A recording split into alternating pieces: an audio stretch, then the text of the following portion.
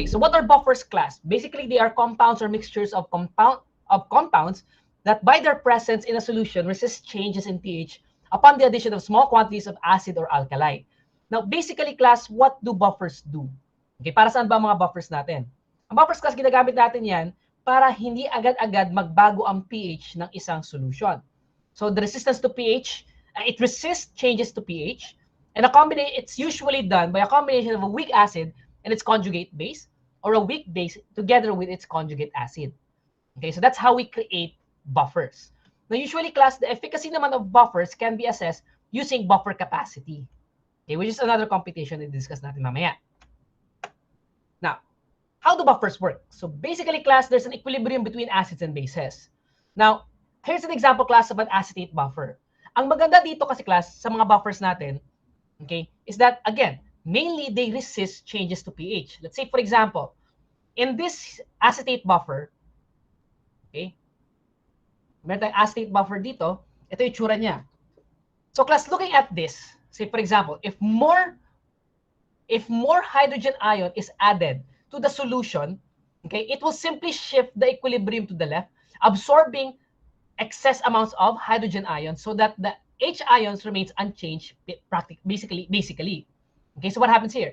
If this is your acetate, class, acetate lang natin, pag nagdagdag ka ng hydrogen ions, meaning nag-add ka ng acidity, anything that could increase the acid, okay, ang nangyayari lang, class, is nagiging acetic acid lang siya.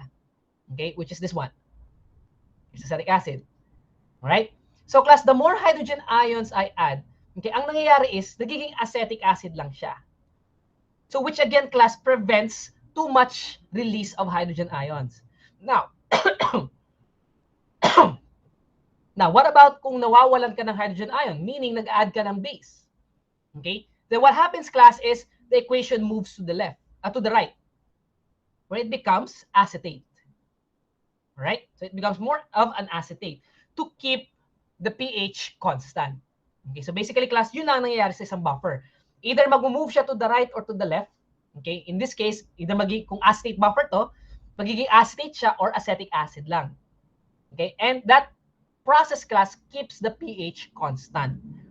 Pero please take note, ha, siyempre may threshold yung buffer na yan. Ibig sabihin, it can only accommodate up to a certain degree of change in pH. Are we clear? And that is something, class, we can assess using buffer capacity. Now, limits to the working range of a buffer. So consider the previous example. So if too much hydrogen, class, is added, then the equilibrium is shifted all the way to the left, and there's no longer any more acetate to absorb the remaining hydrogen ions. So at this point, the solution is no longer resist the pH. Okay? So halimbawa, class, kanina dito, if there's too much pH, sabi ko sa inyo, gagawin niya lang acetic acid yan. Paano kung naubos na yung mga acetate? Okay, wala na natirang acetate. So, ibig sabihin, hindi niya na kayang i-accommodate yung remaining hydrogen ions to make acetic acid. Sorry, nagets ba? Okay, ulitin ko, ha. Ang mangyayari dyan, class, is, halimbawa, nag-add ako ng excess hydrogen ions. Okay, because I'm making the solution more acid. Normally, yung excess hydrogen ion na yan, mag-react lang yan sa acetate, forming acetic acid. Okay? So at least hindi pa magbabago yung pH niyan. Paano kung sobrang dami na ng hydrogen ions na naubos na yung acetate ko? Majority of that will be converted na to acetic acid. So any excess of that, ano na mangyayari? Tataas na yung acid matataas na yung pH, tataas na yung acidity ng solution ko. Hindi yung pH yung tataas, yung acidity ng solution ko. So nagets ba, class? Alright. So same thing, class. What if I add hydroxyl ions? So, ibig sabihin, something that removes hydrogen ions. So, yung acetic acid ko, mag-convert naman to acetate. Okay? So, dito na siya papagaya naman yan. If there's too much hydroxyl ions naman, wherein mawawalan ako ng hydrogen ion. So, itong buffer ko, class, ang magre-react sa mga excess na yon. Okay? Excess hydrogen, excess hydroxyl ions. Yung buffer na to. So, mangyayari is yung acetate ko, yung acetic acid, siya mag-accommodate sa excess hydroxyl ion, so magiging acetate siya. Hanggang sa maubos yung total acetic acid na meron ako. So does that make sense? Okay. So class, when I make a buffer, tandaan nyo yan, I always combine an acid with a conjugate base or a base with a conjugate acid. In this case, class, acetate, okay, acetate, dahil kita nyo na may negative, right? This is my conjugate base. Kasi acetic acid, obviously, ito yung acid ko. Okay, so I'm combining both to create a buffer. Now, the question lang naman dyan, class, is, sir, how much acid and how much conjugate base do I add to make a buffer at a certain pH range? Tama nga ba? Kasi ito yung mga gagawin nyo sa pharmacist eh. Mag-a-adjust kayo ng mga pH ng mga solutions ninyo. Syempre, magagawa ka ng buffer para hindi mag-alter yung pH ng solution na yon. So, yun yung kasi mga gagawin natin dito, which we will be discussing as we go on. Now, why is buffer significant? It's important in laboratory procedures to create environment with a stable pH. Para hindi pa bago-bago yung pH. Nakita niyo naman kanina, di ba? Baguhin mo lang ang pH class, pwede maging ionized or unionized ang isang gamot. Okay, the properties of that drug can drastically change depending on the pH of your solution. Kaya nga, importante that we create a buffer. Okay, a buffer solution protects the tissues from being damaged due to excess acidity or basicity. And storage of diagnostic laboratory tools such as pH probe, kailangan ini-store yan sa isang buffer solution. Okay? Now, the role of buffers again are in pharmaceutical preparations to ensure a stable pH. Solubility of many compounds is controlled by providing a suitable pH. Okay, sabi nga sa inyo, mas water soluble. Okay, depende dito kung weak acid or weak base. Right? Color of many compounds is pH dependent. pH gives stability to different preparations. It provides patient comfort. Penicillin preparations are stabilized by addition of carbonates. Citric acid is used for stabilizing note of magnesia. Now, what are the factors affecting the pH of a buffer solution? So first, of course, will be the addition of neutral salts to buffer changes the pH by altering the ionic strength. Okay, a good example to discuss would be the effect of salting out. Okay, if you remember pa, yung salting out effect natin, di lang naman applicable yun sa gases class, applicable din naman yun sa mga solids or liquids. Okay, so in terms, na-alter yung solubility ng isang solute. Okay, addition of water in moderate amounts, and of course, temperature. Pero in this situation class, we will always assume na constant ang temperature and pressure natin.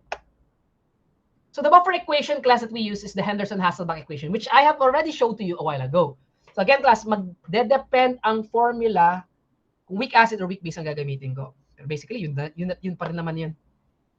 Okay, so the equation is important in the preparation of buffered pharmaceutical preparation whose pH ranges from 4 to 10.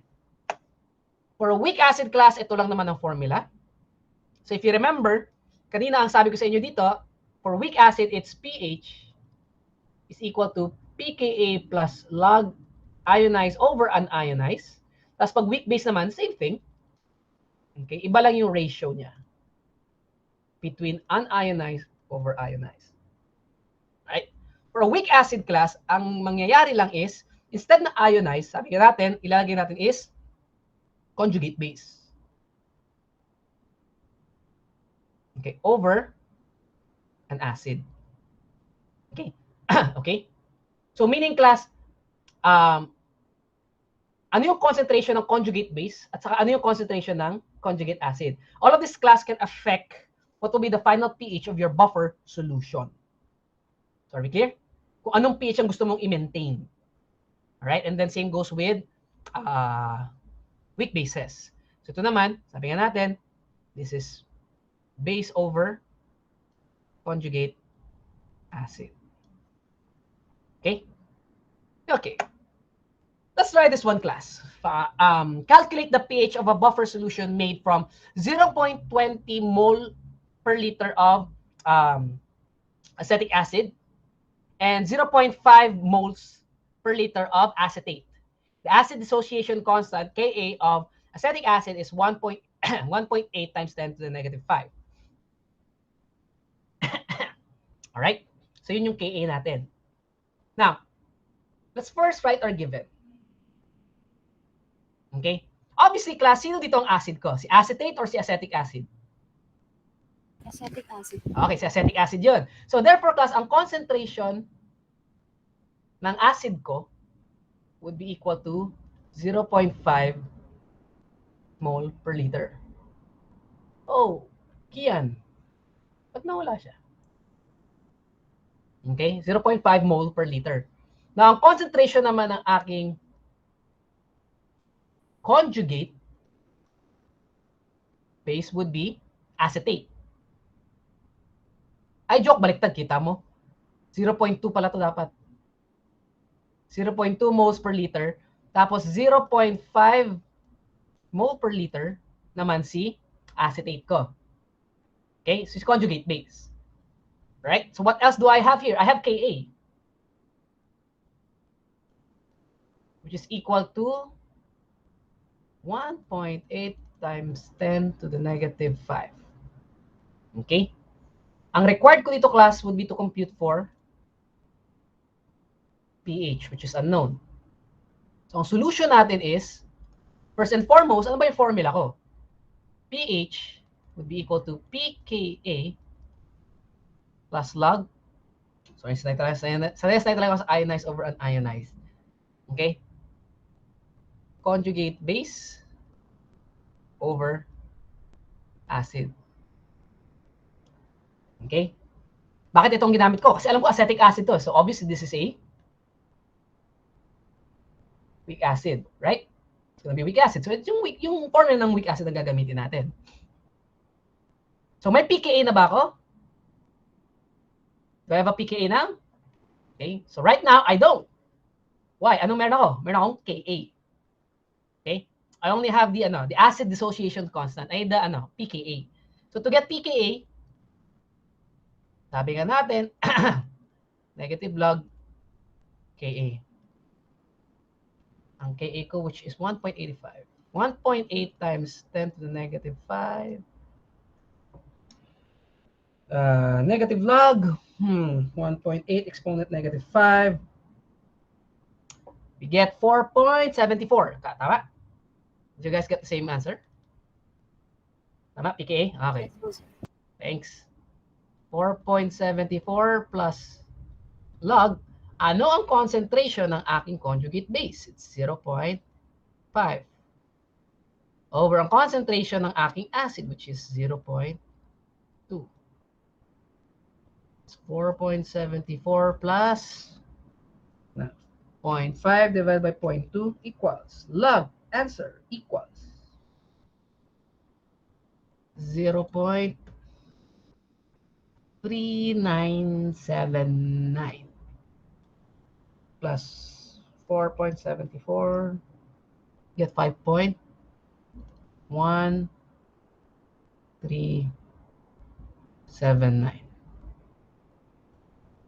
Yun, thank you very much, Ms. Makato. Okay. So, na-gets class? Are we clear? Okay. Now, of course, ito yung situation class we're in. Gusto ko malaman kung ano magiging pH. Pero most often than not, class, in a laboratory scenario, alam ko na ang gusto kong pH. Ang question dyan is, how much acetic acid should I put? How much acetate should I put to get a pH of this? Ganyan. So, syempre, class, ima-manipulate natin dyan yung formula natin. Are we clear? Very good. Again, class, in laboratory, nangyayari lang to sa mga sample problems natin. Pero in a real-life scenario, class, what is often asked to you is, how much acid do I add? How much conjugate base should I add? Okay, to get a pH, a certain pH. Right? Okay, so such as this one. Ito yung question na to, class. How much sodium formate, okay, do you need to add to 400 ml of a 1 molar formic acid for a pH 3.5 buffer? Okay? So, class, ang question dito is, ang tanong lang naman is, how much sodium formate do I need to add? Okay? For using a 400 ml, a 1 molar formic acid solution. Okay? Ang gamit kong acid is 1 molar formic acid. Okay? Tapos, ang kailangan kong pH is 3.5. Okay? 3.5. Now, the total volume of my buffer solution should be 400 liters daw. Right? Ito yan. Total volume of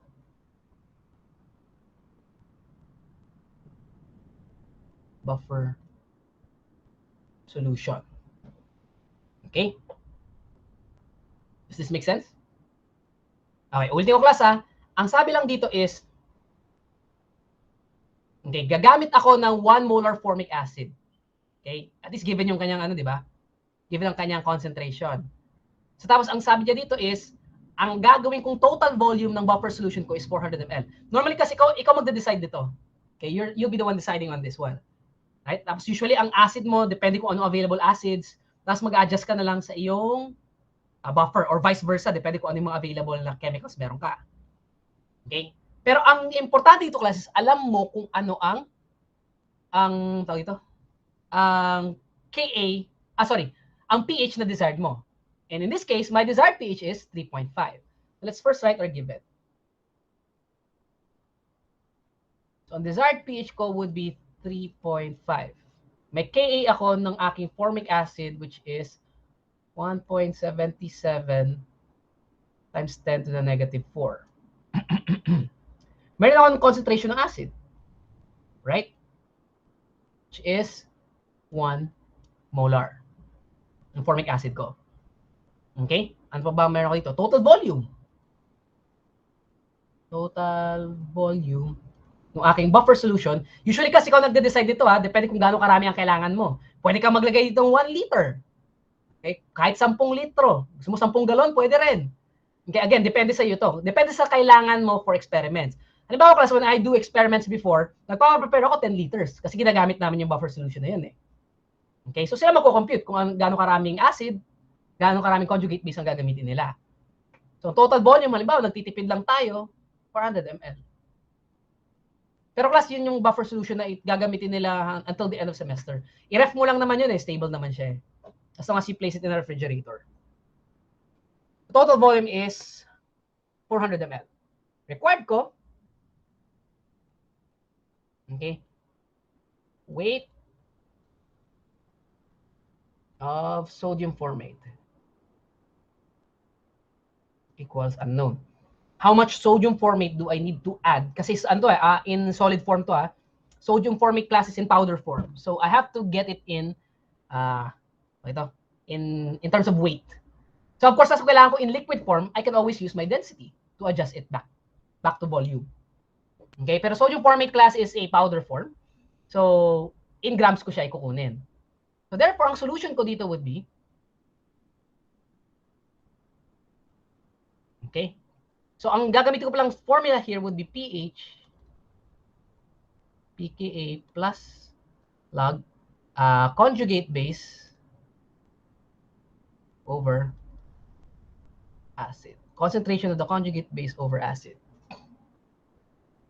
So right now, ano ang kailangan ko? Okay, ano muna i-compute ko? I'll be computing for the concentration of my conjugate base. Kasi given na ako ng concentration ko ng acid ko which is 1. Right? So meron ba akong pH? Do I have a pH? Do I have a pH? Yes, I do. Okay? So that would be 3.5 ang desired pH ko. Kasi ang pKa, just so you know you can always get it na lang from the internet. Normally, nilalagay ko lang Ka, actually, pampahirap lang ito ng textbook Textbook, bibigay siya as Ka para mahirapan kayo. Okay, pero pupunta ka sa internet class, you can always get the pKa of your formic acid, okay, and so on and so forth. Okay. Alright, so para makuha natin class ang pKa, sabi natin that's just negative log Ka. 1.77 times 10 to the negative 4.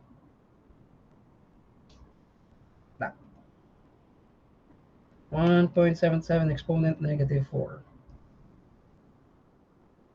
3.75. Ayan, thank you. Right, so 3.75. Thank you, Ms. Pejoto. So we have a pKa na yan.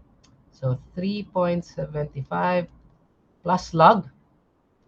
Okay, yung concentration ng base ko is X muna. Hindi ko alam yan As ang acid ko would be 1 molar. Right? Okay, so syempre class, ang gagawin natin dito, lipat-lipat lang tayo. This would be 3.5 minus 3.75 equals log X over 1 molar. So that would give me negative 2.5. Tama ba? Yeah. So negative 0.75 equals log x over 1 molar. Now class, para matanggal ko si log, anong gagawin ko? Antilog ko both sides of the equation. Okay, para makuha ko lang si x mamaya-maya. So antilog.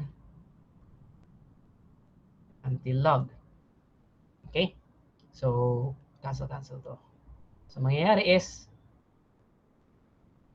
antilog ng negative 0.75 equals x over 1 molar. Okay? And therefore, x is equal to, since 1 molar lang naman yun, diretso ko na antilog to. Antilog, answer. This would be 0.1778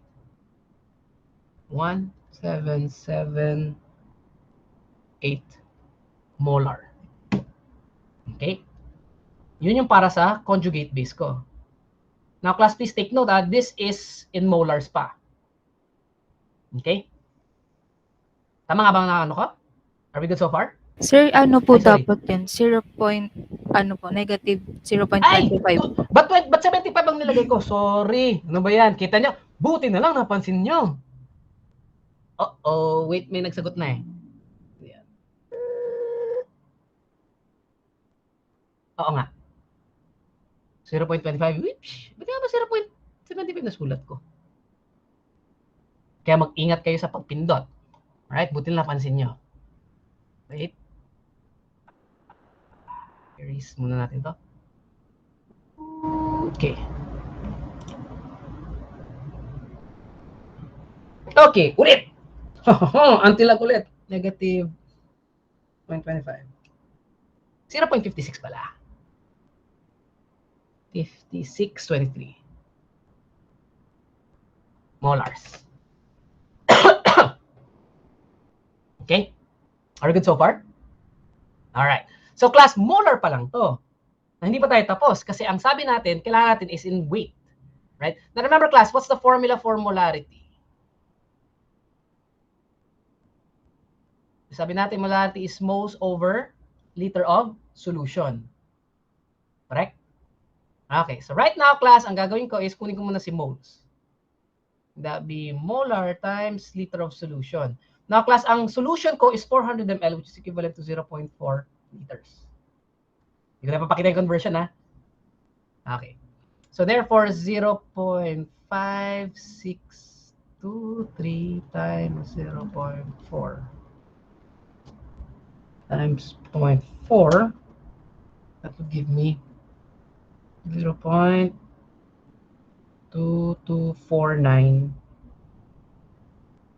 moles. Now, siyempre, di pa ako tapos dyan. Remember, class, ang kailangan ko is weight. So, moles, di ba, is simply weight over molecular weight. Okay? So, to get weight, that's just moles times molecular weight. Am I given molecular weight? Andiyan pala. Hindi ko sinulat. Equivalent to 68.9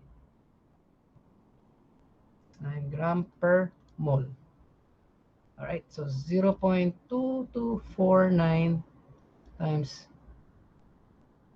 68.0069 times 68.0069. Alright. You'll get 15.2972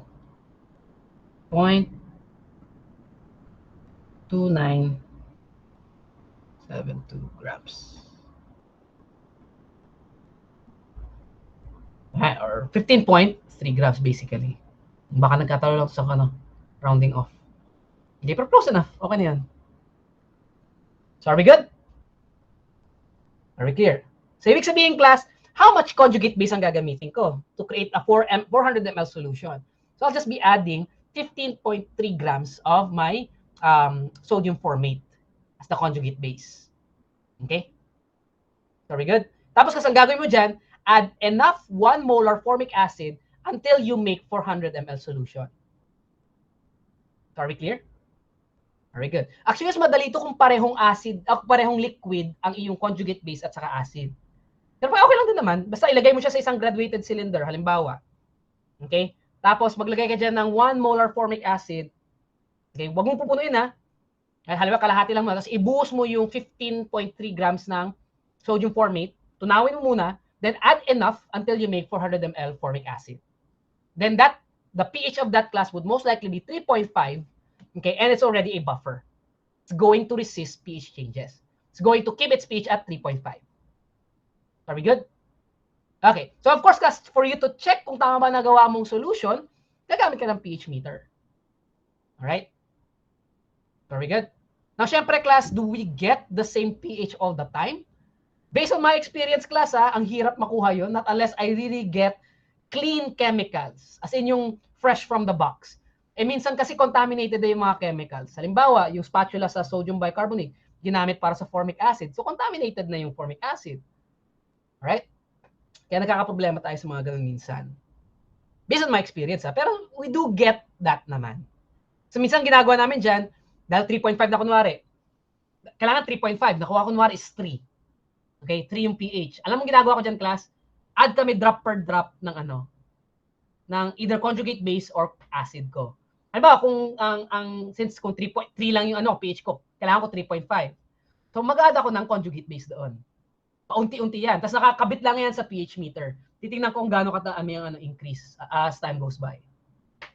Basta provided class, calibrated yung pH meter, ha? Baka mamaya, sira-sira din yun, eh. Talaga di ka makakuha ng saktong findings doon. Okay? Huwag kayo magala in actual manufacturing firms. Okay? You get, nakagamit ka ng mas maayos na, maayos-ayos na materyales. Okay? What about this one, class? Aspirin has a pKa of 3.4. What is the ratio of the conjugate base over its acid? Okay? But this one actually, class, is quite simple.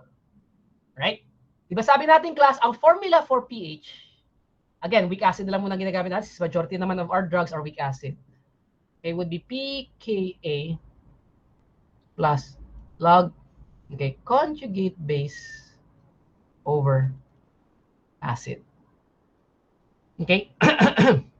So, ang kailangan ko lang dito is yung kanilang ratio. So, ang ratio dyan, class, would simply be conjugate base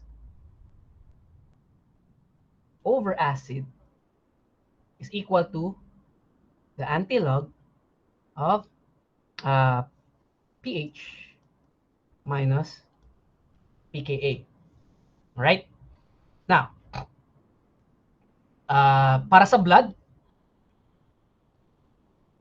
sabi nga natin, ang ratio niya, gamitin na natin, ganito lang, A negative, alam niyo naman to, di ba? Okay, would be antilog. My pH is 7.4. Ang pKa ng aspirin nito is 3.4. Kaya na 2.97 yung akin eh. Anyway, so antilog, 7.4 minus 3.4 was 4, obviously. So, antilog answer, you get 10,000. Correct? So that means, class, the ratio in my of my conjugate base, okay, between conjugate base and the acid is that for every one acid, okay, mangyayari dyan for every one acid, there is 10,000, there should be 10,000 parts of the conjugate base. Are we clear? So yun yung ratio na yun. So meaning, for every, for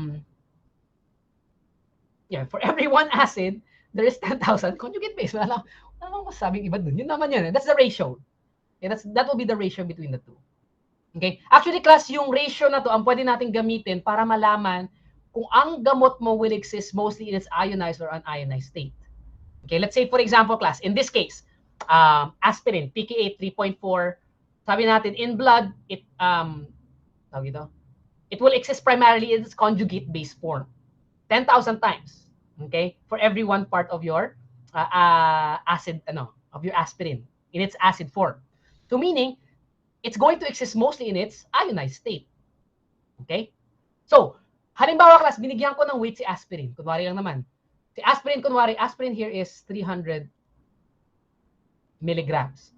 Ang question ko, how much of aspirin would be existing in its ionized state? Okay, dagdagan ko lang kunwari ng question. How much of aspirin would exist in its ionized state? Okay, unknown. Hindi ko alam kung how much of it would exist in its ionized state. Now, class, using the ratio here, okay, tandaan nyo 10,000, obviously over 1 ito. So that's why, sabi nga natin, 10,000 of the conjugate base is for every 1 acid. Okay, now, class, using this, I can actually make a ratio in proportion. So therefore, ang gagawin ko lang dyan, class, is if 10,000, kasi ang tawag dito is, ang question ko is how much of the aspirin would exist in its ionized state if exposed to blood. So if 10,000 is to 10,001, bakit 10,001? Okay? Kasi tandaan nyo this is the total parts. Kailangan kong i-add ang ionized and unionized. Nagets ba? I'll just rewrite this. Sige. Diba ito ay ionized over unionized. 10,000 over 1 yan. So, syempre, ang total solution, dapat i-total ko siya. Okay, ito-total ko to. So, I'll just simply add the total parts of ionized versus unionized. Okay? So, meaning class, that's 10,000 is to 10,001. Kasi 1 part acid yun.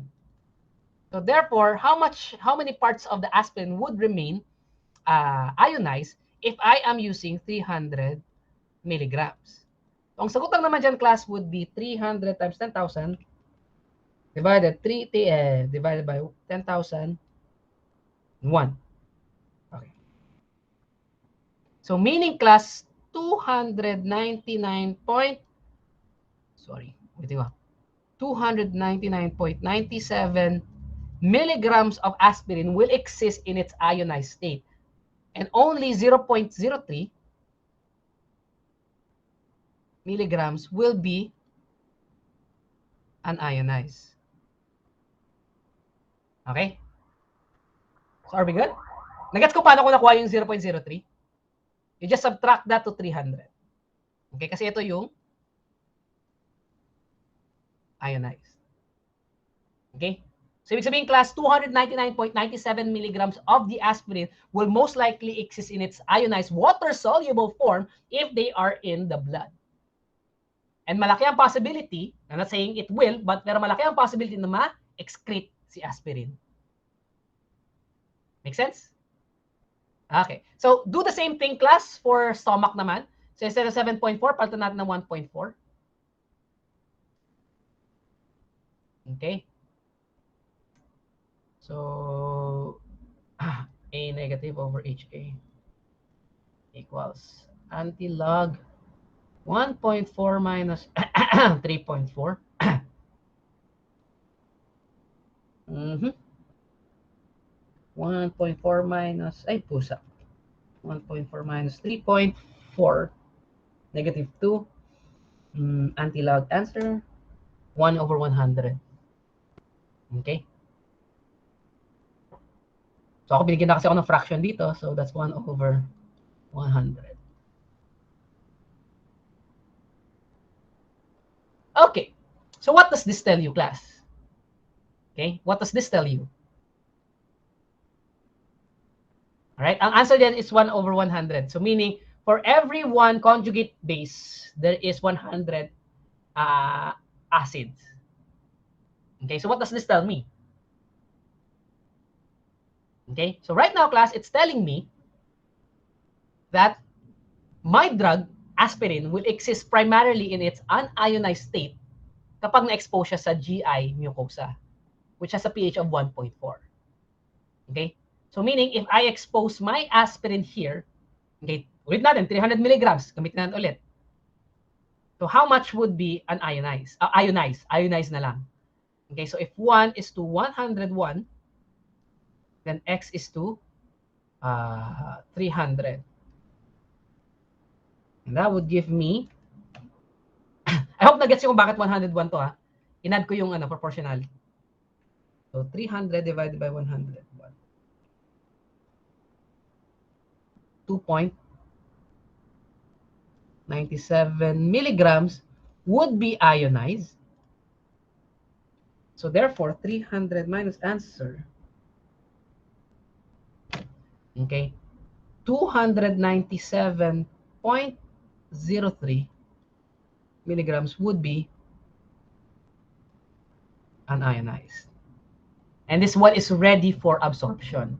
So ibig sabihin, class, if I expose my aspirin to the stomach, about 297 milligrams of that would be absorbed directly in the stomach, okay, and going into the cells. Now, class, when we talk about buffer capacity, okay, it's simply the ability of a buffer to resist changes in its pH. Now, alam naman natin, class, di ba? Ang sabi natin, a buffer is something that's added to a solution to prevent its pH from changing. Okay, now the next question is, hanggang saan ang kaya niyang i-resist?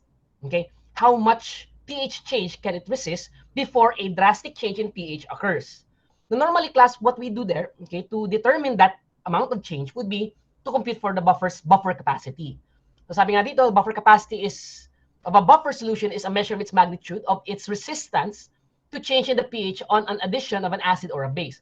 So it can also be referred to as your buffer index, buffer value, a buffer efficiency, or buffer coefficient. Basically, classes just call it buffer capacity. Okay. Now, to find buffer capacity, class, we usually use the formula N over change in pH. Okay. We're in class yung N na to. Please take note, this is not moles. Although involved din naman ang moles dito eh. Okay. It's simply, class, the moles of your acid, of an acid or a base added per liter of buffer solution. Okay. So what do we mean by this? Now, when we check kasi, class, for buffer capacity, okay, oftentimes, ang gagawin natin dyan is, say for example, class, ito ang ating beaker. Okay, oops, pangit. Basta beaker yan. Okay, here we have a beaker, class, that contains a buffer. I-check natin, class, using a pH meter. Okay, so usually may probe na dito ng pH meter. Okay, nandiyan na yung probe ng pH meter. Okay, so connected siya sa kanyang device. So ito yung ating pH meter. Alright? Ang gagawin natin dyan, class, mag-add tayo ngayon ng acid or a base, depende kung anong gagamitin mo. So may buffer na tayo. Tapos, class, I'll just keep adding an acid or a base. Depende na kung anong gagamitin ko using a dropper. Or pwede rin naman burette. Okay, walang problema. Tapos, class, i-measure ko how much, gaano karaming acid akong nilagay, okay, bago siya magkaroon ng change in pH. Let's say, for example, from 7 to 8. Kunwari, nag-add ako ng base. Or 7 to 6. Okay? So hanggang sa mag-change class ang pH, titingnan ko ngayon gaano karami ang acid na dinagdag ko. Alright? Tapos, class, ang gagawin ko lang would be, I'll get the moles of the acid or a base, depending sa ginamit ko. Ano yung moles niya? Okay? Divided by the amount of solution or the amount of acid na nilagay ko. And usually, class, it should be in liters. Okay? So baka sabihin nyo kasi, class, sir, di ba molarity yan? Okay, well, yes, technically, pero basta, class, this is the amount of, we're just putting, basta moles ng acid ko, okay, I can't say it's molarity eh. Okay? Divided by the total amount na nilagay ko sa buffer solution. Okay? So basically, class, parang ganito lang naman yan eh. Again, it's simply just the moles of your acid or base, okay, divided by the total amount na nilagay mo prior to the change in pH.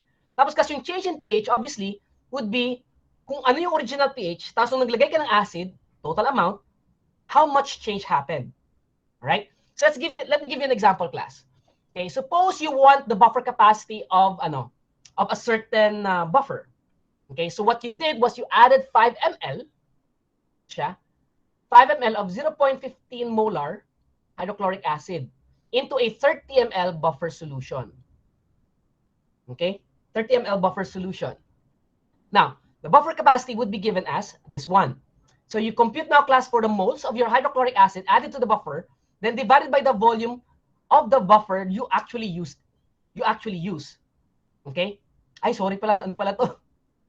Okay. So ulitin ko, class, ha? It's the total amount of your buffer solution. So let me just check. Okay. Okay.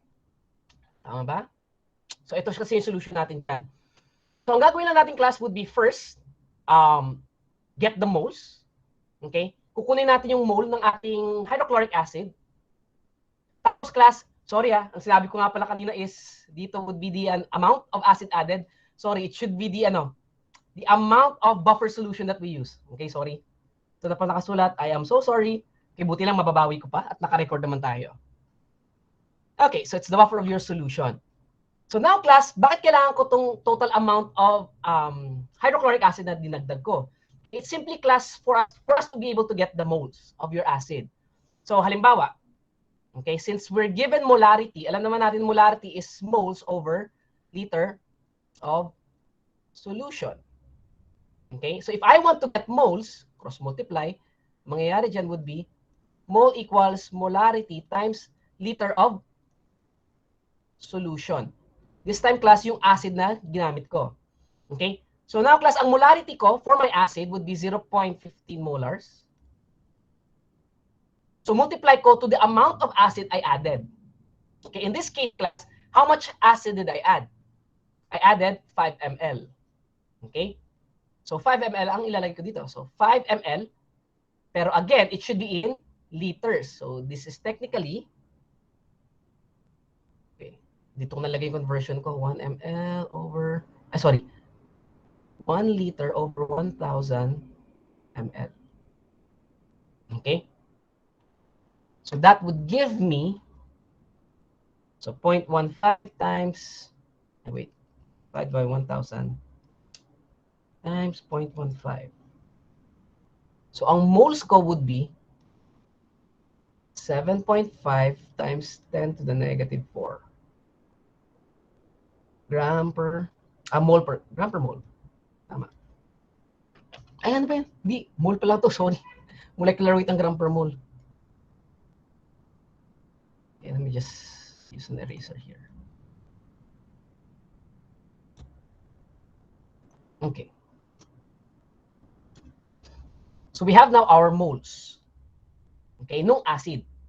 Now, ang next class gagawin natin would be, i-apply natin ngayon to compute for buffer capacity. So buffer capacity, that's beta, simply equal to most of your acid divided by the total amount of buffer.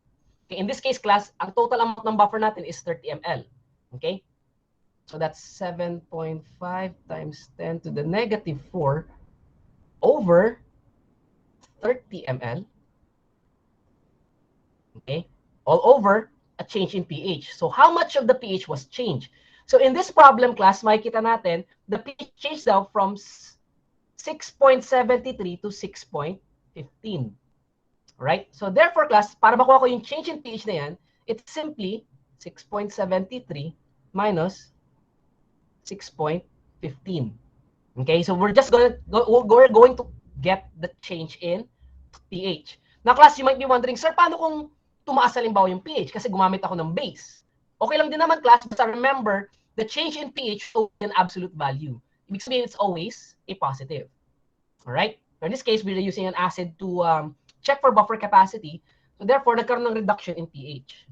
Is positive na yung value natin automatically. Alright?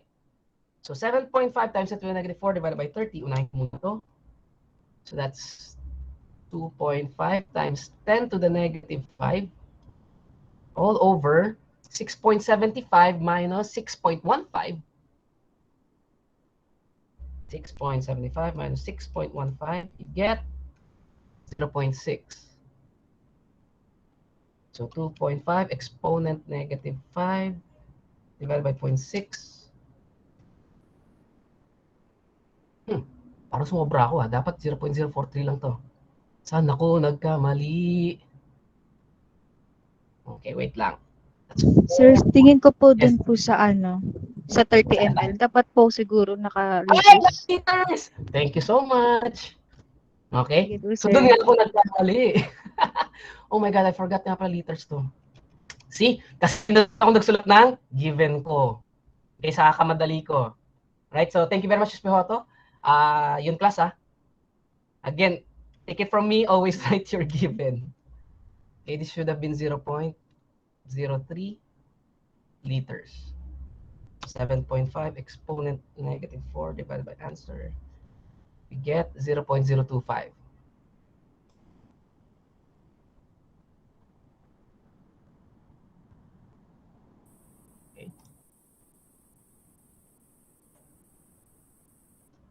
0.025 divided by 0.6. And there we have it. 0.0416.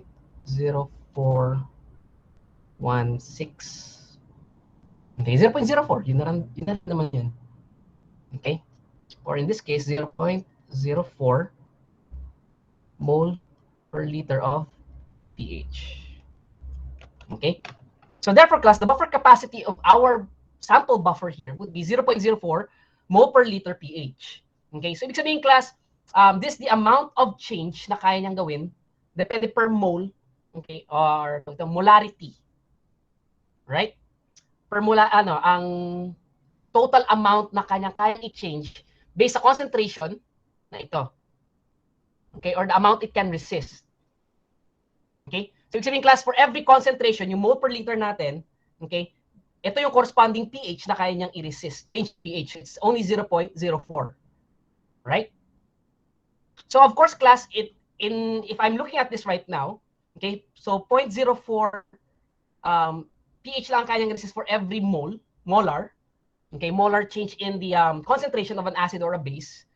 Okay, mapapansin ko, class, na medyo mababa. Okay, in this case. That's the reason why, class, for a buffer, okay, the larger the buffer capacity is, better. Okay, ibig sabihin, mas resistant siya to changes. Okay, so are we clear? Are we good? Yes po. Alright, so thank you so much. So ayun, doon nga ako nagkamali sa aking 30 ml. So it should have been somewhere here. Right? So again, class, mag-ingat kayo lagi sa inyong, tawag dito, okay, huwag niyo akong gagayahin na hindi nagsusulat ng given minsan. Okay? So let's talk about buffers, class. So in buffers in pharmaceutical and biologic system. Now, in a biologic system, class, ang common buffer that we have would be the following. Okay? Or that contains buffer. So your blood contains buffer. Okay, we have the bicarbonate buffer system there. Okay, then we have the lacrimal fluids or your tears. And then, of course, class, we have also a buffer system in our urine. Okay, so the blood class is mainly maintained at a pH of 7.4. Now, please remember this, class. This is a constant pH for our blood. So, halimbawa, class, nagbigay ako ng sample problem, tapos hindi ko sinabi yung pH, sabi ko lang, the substance was exposed to blood, or was dissolved in blood. Okay, so automatic, class, ang pH ng blood is always 7.4. Okay? Okay, so buffers in the blood or the plasma could include the following: the carbonic acid or the bicarbonate system, okay, acid alkali sodium salts or phosphoric acid, and plasma proteins or bases, or the plasma proteins, class, can serve as buffers in our blood. Okay, so this is just a representation of what the buffer system we have in our body. So again, dyan yung carbonic acid or the bicarbonate buffer system, protein buffers, okay, which includes almost all of our proteins, and the phosphate buffer system. So ito yung mga buffer systems sa ating katawan. Carbonic acid, class, usually is extracellular fluids ito. Okay, so basically sa plasma.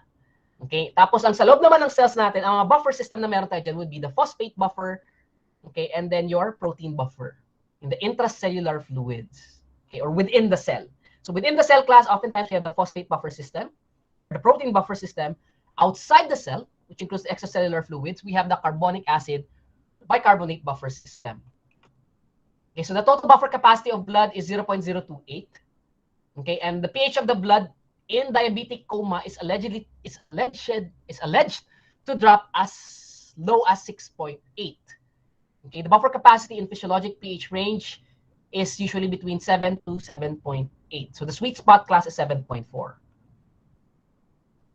Okay, so what are the other physiologic acid-base balances that we have in the body? So acids are constantly being produced during metabolism, since most metabolic reactions occur only within a very narrow pH range, so 7.38 to 7.42.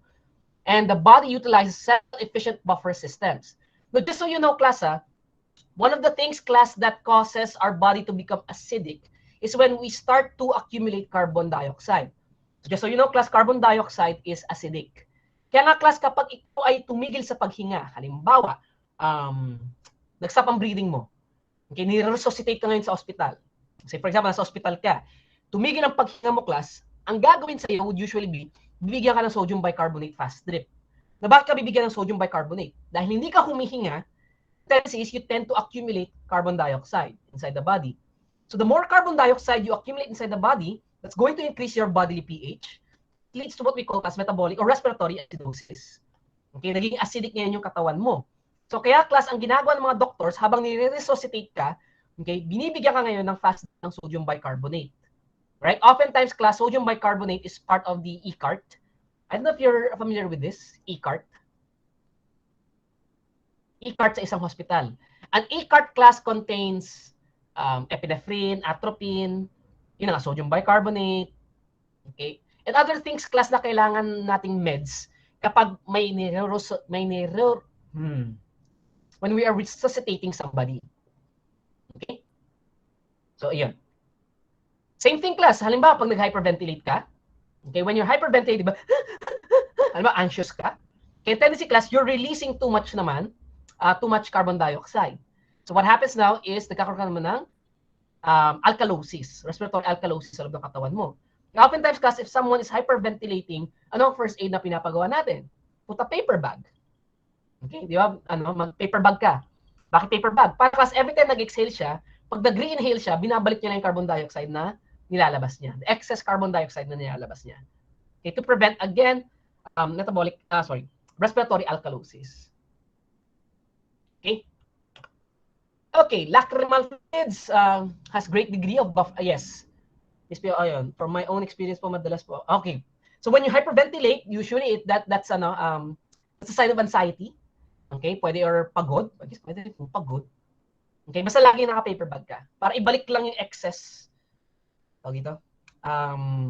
carbon dioxide na nilalabas mo. Para hindi ka mag-alkalosis, respiratory alkalosis. Kung work class, you'll learn more about that, more on sa pharmacology, or anything that includes our biological systems. Right? So, as akin naman, again, I'm just introducing you to the buffer systems that we have in the body. Kasi again, physical pharmacy class is more on drug development. Okay? Wala masyado sa biological system natin. Okay? Pero syempre, matatouch natin yung mga topics na yun. Now, sa lacrimal fluid, or sa tears, so there's a great degree of buffer capacity allowing a dilution of 1:15, okay, with a neutral distilled water before alterations of pH is noticed. The pH of tears class is about 7.4, again, the biologic pH. Okay? This is what we call the biologic pH. So oftentimes we keep the pH of the body at 7.4. Okay, with the pH range of 7 to 8 or slightly higher. Urine naman, okay, a 24-hour urine collection of a normal adult has a pH averaging about 6 units. Okay, so when the pH of the urine is below the normal values, usually hydrogen ions are excreted by the kidneys. Okay, when above 7.4, again, 7.4 din madalas ang pH ng urine. Pero again, this one depends. Alright? When above 7.4, then hydrogen ions are retained by actions of the kidneys in order to return the pH to its normal range of values. So it's the kidney class that's basically maintaining the pH of our urine. So pharmaceutical buffers, ito yung mga ginagamit natin mga buffers kapag gumagawa tayo ng experiments. Okay, so for formation of ophthalmic buffers are also applied in the colorimetric determination of pH. So oftentimes, class, we have three main types. Okay, we have the Gifford's buffer, Sorensen buffer, and then the Hind and Goyan buffer. Gifford's buffer class is a two-stock solution, one containing boric acid, okay, and the other contains a monohydrate sodium carbonate, okay, which when mixed with various proportions yield the buffer solutions with pH values from about 5 to 9. Okay, so yun yung buffer na to. It keeps a value of approximately between 5 to 9. Okay, and again, guys, ang ginamit nating combination here would be boric acid together with a monohydrate sodium carbonate. Sorensen buffer naman is a mixture of salts of sodium phosphate for a buffer solution of 6 to 8. Okay, where in this buffer solution, we have a pH between 6 to 8. Sodium chloride is often added to each buffer mixture to make it isotonic to bodily fluids, which is our next topic in a while. Okay, how do we make body isotonic? I think familiar na kayo sa isotonicity, right? Yung sodium chloride equivalence. Tama nga ba? Na-discuss na nga ba? Okay, na-discuss na to sa PharmCal. So at least, konti na lang yung discuss ko dito. I'll probably just discuss how we compute for sodium equivalents, yung E-value natin using ISO, or the freezing point depression. Okay, kasi again, part of colligative property. And then the Hind and Goyan buffer consists of boric acid, sodium borate, and sufficient sodium chloride to make the mixture isotonic. Okay, usually used for ophthalmic solutions in the pH range of 7 to 9. And other buffer systems class are as follows. So I won't discuss this anymore. Okay, so oftentimes class, we prepare a pharmaceutical buffer. Okay, first we select a weak acid having a pKa approximately equal to the pH at which the buffer is to be used. Okay, this will ensure maximum buffer capacity. Now, from the buffer equation, calculate the ratio of salt and weak acid na gagamitin natin. So we'll be computing for the amount of acid and the conjugate acid na gagamitin natin, okay, which we discussed from our previous lecture. Okay, the buffer, required to obtain the desired pH. Now, the buffer equation is satisfactorily for approximate calculations within the pH range of 4 to 10. Then consider the individual concentrations of the buffer salt and acid needed to obtain the suitable buffer capacity. Okay, then class, if you want to check for buffer capacity, again, just use the computation we had a while ago. Okay, note that the concentrations of 0.05 to 0.5 molars, excuse me, is usually sufficient. And a buffer capacity of 0.01 to 0.1 is generally adequate. Okay, so a buffer capacity of within this range, well, is generally adequate. All right?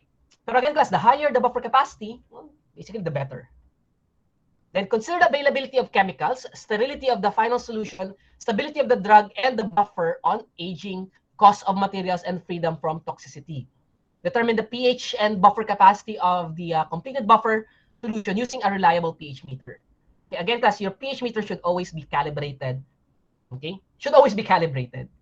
At ang ginagamit natin, class, usually calibrate ng pH meter will be a phosphate buffer system. Okay? So what's the influence of buffer capacity and pH on tissue irritation? Why do we need to keep the pH of a solution or a drug at a constant value? So remember, class, that solutions be applied to tissues or administered parenterally are liable to cause irritation. So therefore, class, kung ang iyong solution is very acidic, say for example, or very basic, it's going to cause irritation to our tissues, which could again cause cellular damages, and of course, pain to our patient. Okay? Yeah. So great significance is given to the buffer capacity. Even if we have a buffer even if we have a buffer gas in our blood, you still need to I'll say this, adjust the pH of our solutions. Enough not to cause irritation. Right? So causes of tissue irritation, pwedeng lower buffer capacity of the solution, okay, smaller volume used for a given concentration, or large volume and buffer capacity of the physiologic fluid. So again, parenteral solutions class for injections are usually buffered only to a low capacity, okay, so that buffers of the blood may readily bring them within the physiologic pH. So this is one scenario class wherein we don't want the buffer capacity of our drugs to be too high or too low. Kasi mayroon na tayong buffer system sa ating katawan, okay, so bigyan natin ng buffer ang ating parenteral solutions na sakto lang, okay, not too much. Right? Because the buffer system inside the blood would bring, kumbaga yung buffer system sa blood natin, yun ay mag-arrange or mag-aayos nung pH ng ating solution. Right? And if the drugs are to be injected only in small quantities and at a slow rate, their solutions can be buffered weakly to maintain appropriate neutrality. Okay, now this is normally done for drugs given intravenously or parenterally or within the body. Okay, pero other than that class, say for example, for topical solutions, para sa eyes, okay, sa tenga, or yung papahid natin sa skin natin, okay, preferable kasi mataas-taas yung buffer capacity niya. Okay? Pero again, for parenteral solutions of lower buffer capacity. Now, let's talk about isotonicity. Why is this important, class? Okay? Involve the colligative property to, of course, would be osmosis or the osmotic pressure. Okay, so alam naman natin, class, that osmosis is simply the movement of water molecule from an area of low concentration, solute concentration, to an area of high solute concentration via semi-permeable membrane. Sabi nga natin, ang pinaka-defining factor ng osmosis would be the inclusion of a semi-permeable membrane, which is, of course, what encloses our cells. Okay, to equalize the concentrations of solute on the two sides of the membrane. So, alam naman natin, di ba, diffusion is the movement of solute from an area of high concentration to an area of low concentration. Osmosis, on the other hand, is the movement of water, right? Or your solvent. In this case, kadalasan naman, it's water. Okay, movement of water. Diffusion is the movement of solute particles. So I hope you can, you remember that. Right? Basta pag osmosis, ang tubig yung gumagalaw. Wala tayong pakialam sa solute. Okay? Kasi the solute is separated by a semi-permeable membrane. And osmotic pressure class responsible for this phenomenon. Now, tonicity is the measurement of the effective osmotic pressure gradient. When we say class, a substance is isotonic, ibig sabihin, equal ang movements ng water in and out of the cell membrane. Okay? So therefore, hindi lumulobo or lumiliit yung ating cells. Okay? I think familiar na rin kayo dito. Hindi ko na masyadong i-discuss to. When we say hypertonic solution, isotonic or hypotonic solution. Oftentimes, class, ang basis natin for tonicity would be sodium chloride. How many % of sodium chloride? Should always be 0.9% sodium chloride. So ito, class, 0.9% sodium. Ay, dapat sa gitna ko nilagay yan. Okay. So sorry about that. Okay, so 0.9% sodium chloride. Now, any concentration higher than 0.9% sodium chloride is considered to be hypertonic. Anything below it would be hypotonic. Now, anong effect nito sa ating cells? Okay, di ba sabi natin, pag isotonic, normal size cells. Or sabi, ang pinaka-example na ginagamit natin dito kadalasan would be RBC. Kapag hypertonic ang solution, nagkakaroon ng crenation. Ibig sabihin, nag-shrink yung cells natin. Eh kapag hypotonic, ano nangyayari? Lumulobo siya. Usually leading to hemolysis or nag-burst yung RBC natin. Right? So, swelling of cells. Alright? So, syempre class, ang sweet spot again is isotonic solution, which is 0.9% sodium chloride. Kaya tingnan nyo class, ang swero na madalas na ginagamit natin is always 0.9%. Okay? Usually, nagbabago yung percentage na class pag may dagdag na something yung sodium chloride natin, yung ating NaCl or normal saline solution. Ano ba, pag may dextrose yan, usually bumababa yung amount of sodium chloride na natin because dextrose will provide an equivalent concentration which could affect the tonicity of your solution. Okay, so sabi natin hypertonic has high osmotic pressure, more than 0.9%, it causes the cells to shrink or crenate. Okay, kapag isotonic, no change in size, which is good. At least hindi pumuputok yung RBC natin. Pag hypotonic naman, usually less than 0.9%, it will cause the cells to lyse, burst, or swell. Okay, because too much water is entering the RBC or the cell. Alright, kasi ang goal ni ang mangyayari dyan would be, if this is the cell, okay, ang tendency is water will rush in. Okay, the cell, causing the cell to swell. Pag hypertonic naman, dahil mas concentrated ang solution outside, yung water within the cell goes out. Kasi higher than 0.9% eh. Okay, so isotonic, sakto lang. Dahil 0.9, kung ito yung cell natin, 0.9% here, 0.9% din yung outside. So, ang movement ng water will be equal. Okay, so walang nangyayari sa size ng cells natin. Right? So, why do we use isotonic solutions? Again, it's simply done so that no cells would burst. Okay, and there's no discomfort for our patients. So, oftentimes, class, we use isotonic solutions when the preparation is administered via the blood, eyes, nasal tract, or other bodily fluids. Na-try nyo na ba, class, mapasukan ng seawater kapag nagsiswimming sa ilong? Or swimming pool na lang. Okay? Swimming pool, di ba? Ang sakit, di ba? Ang hapde. Okay? Opo, sir. It's very painful because seawater is not isotonic. Okay? The water in our pool is also not isotonic. Ang water sa pool natin is designed to kill bacteria. Kaya mataas talaga ang concentration nun. So you will feel pain. Alright? Kaya nga class, normally yung mga normal saline na ginagamit ng tanggal ng bara ng ilong is always isotonic. Okay? Para pag nilagay mo sa ilong, hindi siya mahapde. Okay? Have you tried using a nasal, ano yata ako dito eh. Yun, salinase. Nasal drops. Kita ba? Oops, nawawala na pag ganun. Yan, salinase. Nasal drops. Okay, or a nasal, basta pagtanggal ng bara ng ilong. Magugulat ka na ng class, magiging parang post-nasal drip na lang yan. So, gagawin mo. So, lalabas na lang yung plema. Or yung sipon.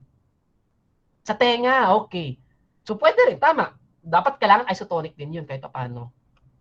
Right? So, that doesn't cause too much pain. Actually, wala naman yatang pain pag sa tenga eh. Anyway. Now, how do we measure tonicity? Okay, so we have the hemolytic method. One is hemolytic method. Okay, the effects of various solutions of the drug is observed on the appearance of a red blood cell suspended in the solution. So you can check, class, kung ang inyong cell or ang inyong solution is isotonic by adding your solution into a blood. Okay, so halimbawa, itong test tube. Okay, test tube, may dugo. Gagawin ko dyan, class, maglalagay ako ng solution ko. After I put the solution, class, obviously, I'll mix it. Then I'll get a sample here. Kukuha ko ng sample. And I'll check it. Check under a microscope. Now, pag tingin ko, class, sa microscope, pag nakita ko yung mga red blood cells within the solution na maga, ano yung sabihin nito? Hypotonic yung aking solution. Pag nakita ko naman under the microscope, maliliit yung cells, okay, lumiit, nag-crenate, ibig sabihin, hypertonic yung solution na dinagdag ko. Okay, pag walang nangyari sa change ng RBC, ibig sabihin, isotonic na siya. Of course, class, that's a, how do you say this? A more subjective way of checking for tonicity. Oftentimes, class, what we use is we compute for it. Okay, mag-compute na lang tayo. So based on any of the methods that is determined via colligative property. So usually based on the measurement of its slight temperature difference arising from the difference in the vapor pressure, thermally insulated samples contained in humidity chambers. Oftentimes, class, we check for the tonicity of a substance via its colligative property. And one good example, class, of the colligative property na ginagamit natin when assessing for isotonicity would be freezing point depression. Okay? Normally kasi, class, the freezing point of both human blood and lacrimal fluid is at 0.52 degrees Celsius. Okay? Yan ang freezing point ng dugo. Okay? And it just so happens, class, that is the same freezing point of sodium chloride, 0.9% sodium chloride. Okay? Kaya manonotice niyo mamaya, class, when we're computing, okay, ang benchmark lagi natin would be negative 0.52. Because again, that is the freezing point of blood. Okay? Kumbaga yung negative, freezing point depression natin would be 0.52 degrees Celsius. Okay? So, how do we calculate using freezing point depression? Okay? Remember, class, yung formula natin for freezing point depression? Okay? Di ba ang freezing point depression is equivalent to your freezing point constant times the concentration. And this concentration is often expressed in molality. Okay, you still remember this? Okay, most of solute. Okay, good. Most of solute over kilograms of your solution. So, di ba ang ating TF would be equal to yung freezing point constant natin times molarity. Actually, may times I pa yan. Okay, yung Van Hoff factor natin. Okay, pero sabi natin, since most of the time ginagamit natin ay non-electrolytes, okay, so madalas din natin pinapansin si I because I will always be equal to 1. Okay? Yun. Pero, class, kung gagamit tayo ng, say, for example, an ion, like sodium chloride, kaya nyo naman yung I, di ba, would refer to the number of ions that dissociates. So, kung sodium chloride yun, that's 2 ions, sodium and chlorine. Okay, I think we've discussed this before na, right? So, yun. Pero basically, class, same formula, ang gagawin ko lang, instead na KF, okay, instead na KF yan, ang gagawin ko dyan is, freezing point depression is equivalent to L iso times molarity times your I. Okay? Are we clear? So that I can get my L iso. Right? Kumbaga yung freezing point ng isang isotonic solution. Now, L iso, so the value of L, class, has been computed from experimental data. And oftentimes, class, this is a constant value pa rin. Okay, so therefore, class, the freezing point depression will be equivalent to L iso times your concentration. And if you want to get the L iso of a substance, which is, again, oftentimes constant naman, it's just, you just get the freezing point, okay, freezing point depression of your substance divided by the concentration. Okay, yung C dito, class, concentration, again, is usually expressed in molality. Right? So here are some of the average L iso of some substances. Hindi ko na-discuss to. Now, let's have a sample problem here, class. Okay, what is the freezing point lowering or freezing point depression of a 1% solution of sodium propionate? Its molecular weight is 96. Okay, now since sodium propionate is a univalent electrolyte, okay, so therefore ang ICO would be 1. Univalent lang siya eh. Okay, and then the L-iso value is 3.4. Now, ang sabi nga natin, to compute for this, I'll just use the formula TF L-iso times concentration. And the concentration ko molality. And the concentration here should always be in molality. Right now, ang aking sample is in percentage. Okay, percentage. So, ibig sabihin, this contains 1 gram for every 100 ml of, LML, 100 ml of solution. Alright? So, most often than not, class, okay, hindi kasi na-express dito, at sinulatan niya to, weight per weight to. Okay? So, meaning, this is 1 gram for every 100 grams of solution. Alright? So, huwag kayong mag-alala, class. Pag nagtanong naman ako, lagi ko naman sasabihin kung weight per volume. At kung weight per volume yan, class, kadalasan maglalagay ako ng specific gravity. Okay? Para ma-convert nyo yung solution. Ma-convert nyo siya into kilograms. Okay? Pero in this case, class, let's just assume it's weight over weight. Okay? Actually, hindi assume it. Totoo naman talaga weight over weight ito. So, first things first, get the molality. Sabi natin, molality is equivalent to weight in grams over kilogram of solution. Now, ang weight ko in grams would be, ano nga bang weight in grams? Sorry, 1 gram over, ano ba yan? But weight in grams? Moles. Sorry about that. This should be moles per kilogram of solution. So, class, to get for mole,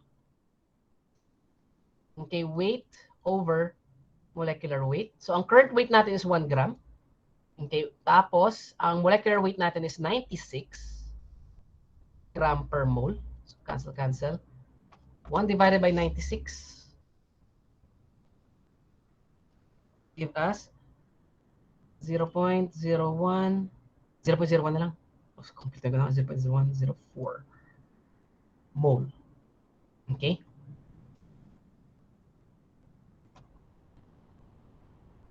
Okay. So, 0.0104 mole divided by kilogram of the solution, that would be 100. Okay, convert natin to kilograms. So 100 divided by 1,000, get 0.1. 0.1 kilogram. 0.1 kilogram. 0.0104 divided by 0.1, you get 0.104 molal. Okay? Or moles per kilogram. Now, meron na akong concentration ko, meron na rin akong L-iso, I can get na my freezing point. So, TF equals 3.4 times 0.104 0.104 times 3.4. And we get 0.3536 degrees Celsius. So, ang freezing point depression natin would be 0.3536 degrees Celsius. So, are we good? Yes po.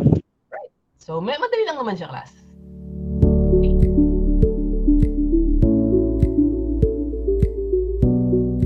So, methods of adjusting to this. Sorry, before anything else nga pala, bakit ko kailangan ng L-iso? Okay? L-iso kasi, class, ginagamit natin to determine the sodium chloride equivalence of a substance. Okay? Kaya importante, class, alam din natin paano mag-compute ng L-iso. Right? Pero again, usually, pag search mo lang sa website, class, makikita mo naman yung L-iso ng isang substance. Okay? Now, class 1 methods class includes the addition of sodium chloride or other substances to a solution of a drug to lower its freezing point of the solution to negative 52 degrees Celsius. Again, negative 52 degrees Celsius is the freezing point of blood. Okay, at the same time, that's also the freezing point of 0.9% NaCl, thus making it isotonic.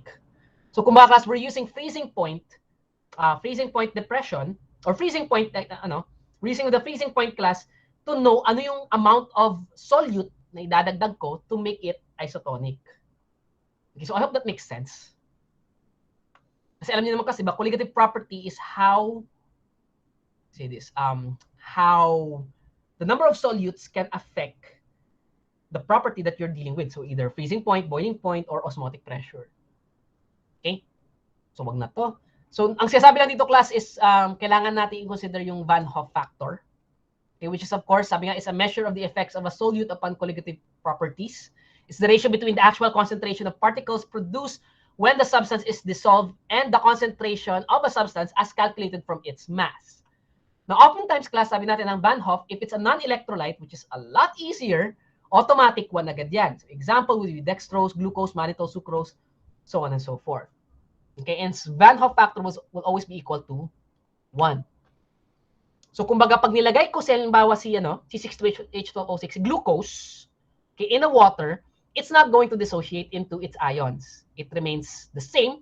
So, therefore, ang kanyang Van Hoff factor would be equal to 1. Okay?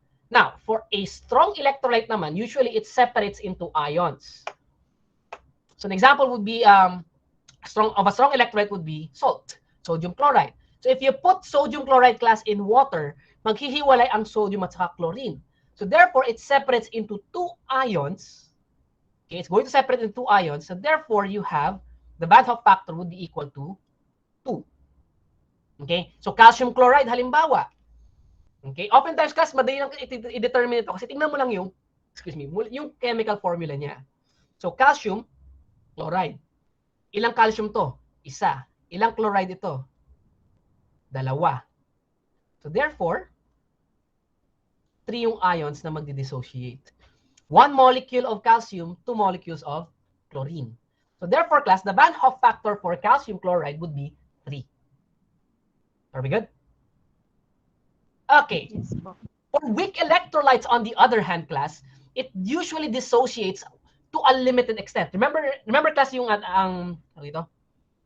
Henderson-Hasselbalch equation natin? Di ba may ratio tayo doon? Sabi natin, pH equals pKa plus log, depende kung weak acid or weak base, ionized over unionized. Okay? Remember, class, another term for ionized or unionized is ionized, also known as dissociated. Okay? Over undissociated. Okay? So remember, class, diba, meron tayong parang for a weak electrolyte, okay, ang amount of dissociation will always be dependent on the pH of the solution where it is exposed to. If it's a strong electrolyte, class, wala nang ganito. Automatic, equal ang dissociation niya agad. Okay? Strong electrolytes will always dissociate completely. Weak electrolytes, on the other hand, okay, again, its dissociation will depend on the pH of the solution where it is dissolved in. Right? So I hope that makes sense, class. Now, if it's a weak electrolyte, class, how do I compute for I? Okay, or the Van Hoff factor. Okay, normally, class, kailangan mo dyan would be the percentage of dissociation. How much of the drug dissociated. Okay? So halimbawa, class, mag example dito. Sana Okay? Usually kasi since it's a ratio, this is a ratio, class, you can get its how do you say this? Percentage. Okay, how many percent siya nag-dissociate? Let's say, for example, ang concentration ng ionized natin or nung ating conjugate acid, kunwari lang to, class, would be 0.3 molars. Okay, tapos ang ating acid, kunwari 0.2 molars. Kunwari lang naman to. So how do I get the percentage? Okay, hindi ko na kailangan, class, mag-compute dito. Okay, hindi ko na kailangan compute yung pH ko. Basta alam ko yung concentration ng aking conjugate acid at saka ng aking acid. Alright? Sorry, conjugate base at saka ng aking acid. Or yung ionized over unionized or yung salt over acid ko. Ang dami kasing terms na pwedeng gamitin dito eh. Pero sabihin na lang natin kasi ito yung conjugate base. Ito yung concentration ng conjugate base ko. So obviously negative dapat ang symbol niyan. May negative sign sa chemical formula niya. And then 0.2, ito yung acid ko. Okay, or ito ng acid. Okay? So to get the class, the percentage, ang gagawin ko lang dyan would be, kunin ko na yung total nito. So 0.3 plus 0.2, that would be equal to 0.5. 0.5. 0.5 molars. Okay, in total. Kumbaga. So gagawin ko lang dyan, class, would be 0.3 divided by 0.5 times 100. So this would give me 0.3 divided by 0.5 equals 60%. So kung 0.2 divided by 0.5, ayan ba, 0.2 divided by 0.5 equals times 100. So yung 0.2 divided by 0.5 would give me 40%. Times 100, sorry. Times 100. So therefore, class, ano masasabi ko dito? Okay, I can say, class, that 60% would be, for this solution, okay, based on the concentration that I have, 60% will be dissociated, okay, while only 40% will remain undissociated. Nag-guess niyo ba kung paano siya kinompute? Okay, provided, class, I have the concentration of the ionized versus unionized. Okay, the concentration of the conjugate base that remains, okay, after exposure to a pH of a certain solution, and the total, the concentration of the acid remaining. Okay? Pero normally, class, ang pinapagawa dyan sa inyo, ang papagawin ko sa inyo, okay, papakunin ko sa inyo yung ratio na to. Okay, di ba? Pag kinuha natin yung ratio na yan, that's ionized over unionized equals antilog pH minus pKa. So remember this formula? Okay, para makuha nyo, class, ilan percent yung ionized over sa unionized. Okay, pero, eto na, may isa pang pero. Okay, pag hindi sinabi, class, ang dissociation ng isang weak electrolyte, alam mo, di ko rin binigay yung pKa, di ko rin binigay yung pH. Okay, basta sinabi ko, gumamit tayo ng, ng isang weak electrolyte. Di ko binigay ang pH, di ko binigay ang pKa. Okay, assume na natin automatically, class, that 80% will be in its dissociated form. So therefore, 20% would be in its undissociated form. Does that make sense? Okay. Yes po. Right, so ganun siya. Matik yun, yun ang a-assume natin. Pero kung given naman, halimbawa, si pH sa yung pKa, then you compute for the percent dissociation. Alright? Okay, now class, pag meron na kasi ako ng percent dissociation, I can compute for my Van Hoff factor, which is I. Okay, so I natin dyan kasi, class, a way to compute for I for weak electrolytes would be number of ions. Okay, ilan yung ions ng weak electrolyte mo? Okay, multiplied, class, to the percent dissociation. Halimbawa, ang number of ions ng aking weak electrolyte is 2. So gagawin ko lang dyan would be 2 times percent dissociated. Halimbawa, di ko alam, so that would be 0.8. Okay, 0.8. Tapos plus percent undissociated, dahil 0.8 to, automatic, 0.2 ito. Okay, to get 100%. So ang I ko would be 2 times 0.8 plus 0.2, 1.8. So therefore, my Van Hoff factor would be 1.8. So are we clear? Are we good? Yes, po, sir. Okay. So class, madali lang mag-compute ng I ng isang weak electrolyte provided, again, alam mo yung percent dissociation.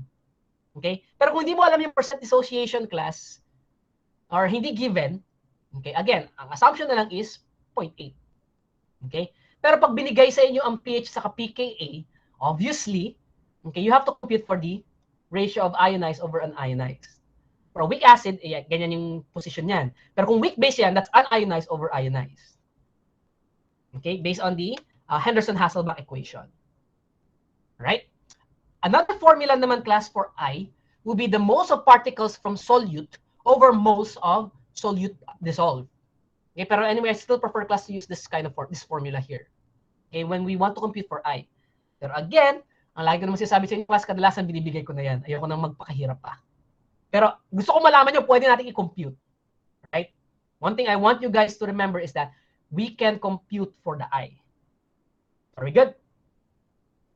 Okay. Pag strong electrolyte yan, madali lang yon. Depends on the chemical formula. So, lagi po bang 2 ang I kapag hindi po given? Hindi naman. Ang I, itong 2 na to, this one, this 2 here. Opo, sir. Okay. Plus, in-assume ko lang yan. Okay? Assume ko lang yan. So, halimbawa, paano kung, ano ba magandang example? Wait lang, hanap tayo sa internet. Ba't ba ako nagpapakahirap? Internet, ba't hindi gamitin? Weak electrolyte sample. Ay, acetic acid, non-electrolyte to eh. Carbonic acid. Ano ba magandang electrolyte dito? Ako, puro ano to eh. Puro 1 automatic ang I nito eh. Okay. Pero anyway, class, say for example, kung ang weak electrolyte natin doesn't really dissociate into its ions, hindi siya in ion form, okay, pwede naman kasi class 1 lang din to. Okay? Pwede mas madalas pa nga 1 eh. As non-electrolyte siya. Okay? Yan. Pero it's not always 2. It's not always 2. Again, it depends on, well, usually magtitingin ka mo sa chemical formula niya. Okay? Okay po. Given ang dissociation na eta times po sa 0.8 plus 0.2. Okay, yun. So class, again, ang ion, number of ions dito would usually be dependent on the chemical formula. Okay, titignan lang natin yung chemical formula natin. Right? Pero kung mga nakita ko kasi puro non-electrolytes yung ginagamit nila eh. Okay, or sorry, usually one ion lang nag-dissociate. Anyway, this one, class, another way to compute for your I is with the use of your freezing point depression. Remember, class, ang ating formula for freezing point depression, di ba? TF is equal to, pwede L-iso na natin ito ngayon, times molal. Okay? Di ba? Laging may times, ayan. Sabi ko nga sa inyo, madalas hindi ko lang sinusulat sa formula kasi alam ko yung I ko is always 1. Okay? Kasi kadalasan, non-electrolyte yung ginagamit natin dito. Pero sabihin natin kasi gagamit tayo ng isang electrolyte. So how do I get I? It's simply, class, I equals your freezing point depression divided by the L-iso times yung concentration ng solution na ginamit mo. Or yung concentration ng solution mo. So are we good? It's another way, class, to compute for our Van't Hoff factor. Okay? So are we good? So, para makuha yung I natin. So, that's just another way to compute for it. Halimbawa, ayaw mo nito. Ayaw mo gumamit ng formula na to for weak electrolyte. Pwede rin naman. Basta alam mo yung freezing point nung ginamit mong electrolyte, weak electrolyte. It's L-iso at the same time, the concentration. Okay? So, pwede rin naman yun. Walang problema. Now, how do I get my sodium chloride equivalent? Okay? Or yung ating E-value. So when we compute for E-value, class, oftentimes, ang formula lang dyan is 17. Hindi ko lang kung bakit 17 to pero it's a constant. Okay? Multiply to the L-iso divided by the molecular weight of your substance. Right? Oftentimes, class, most often than not, given ang E. Okay? It's a constant value. Makikita mo yan sa internet. Or we can always search for it. Okay? Pero say, for example, we're using an unknown substance. Hindi natin alam yung substance na to. Alam ko lang, kunwari, pero ang galing, no? Unknown substance, pero alam ko yung L-iso niya. Okay? Pero basta, class, provided ka ng L-iso and the molecular weight of that substance, you can always compute for E, or the sodium chloride equivalent. Okay? So, ang gagawin lang dyan, class, times 17 lang siya. So, halimbawa, like this example, calculate the approximate E-value for a new amphetamine hydrochloride derivative. Its molecular weight is 187 and its L-iso is 3.4. So sabi nga natin, class, E is just equal to 17 times L-iso divided by its molecular weight. So that's just 17 times 3.4 divided by the molecular weight of 187. That's 3.4 divided by 187 times 17. Right? So you get class the answer of 0.31. Actually, 3090. Okay? So that's my E value or the sodium chloride equivalent. So make sense? Yan lang. Kasi gagawin lang natin to pag hindi given ang E. Pero again, kadalasan naman class, even in practice, given na lagi ang E. Okay? The E value of your substance is always given. Pero I just want you to know na pwede na siyang i-compute. Okay? So other ways to compute for your sodium, your E value would be with the use of yung Van Hoff factor natin or yung I. Okay? The I of your substance divided by the 32.5. This value is constant. Okay? 32.5 multiplied to the Van Hoff factor or your I of that substance divided by the molecular weight of the substance being used. Oh, excuse me. Okay, so that's just another way of computing for your E. Pero again, ulitin ko sa inyo class, kadalasan alam na natin, alam na given na yung E natin. Okay, in practice, we don't usually do this anymore. Pero again, at least you know na pwede siyang i-compute. Okay, kadalasan nandiyan lang naman yan para pahirapan kayo sa mga computations. Pero in practice, again, given naman na usually ang E.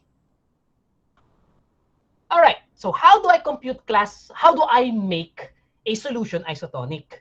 Now, using the sodium chloride equivalent method or the E-value method. Okay, para saan ba class muna yung E-value na yon? Right? Para saan tong E-value na to? Ang E-value na yan class, ang magsasabi sa'yo kung halimbawa, gagamit ka ng dextrose. Gagamit ako kumara ng dextrose. The E-value class will tell me how much of that dextrose will be equivalent to an isotonic concentration of sodium chloride.